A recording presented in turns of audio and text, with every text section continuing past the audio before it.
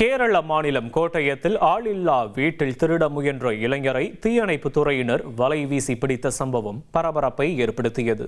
தனது முகத்தை மறைத்துக் கொண்ட வடமாநில இளைஞர் மதுபோதையில் வீட்டின் ஜன்னலை உடைத்து உள்ளே நுழைய முயன்றதாக கூறப்படுகிறது. பின்னர் போலீசார் வந்ததும் கட்டிடத்தின் மாடிகளில் ஏறி இறங்கி சுமார் 2 மணி நேரம் போக்கு காட்டினார்.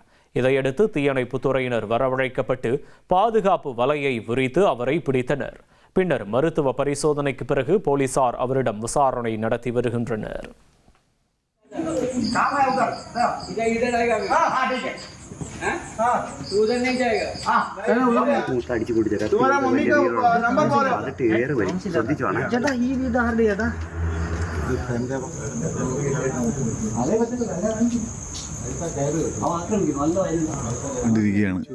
അവിടുന്ന് കല്ല് ഇറക്കി എറിയുന്നുണ്ട്.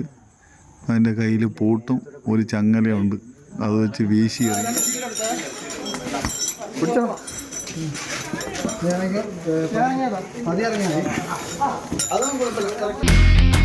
இனி செல்லும் இடமெல்லாம் செய்தி.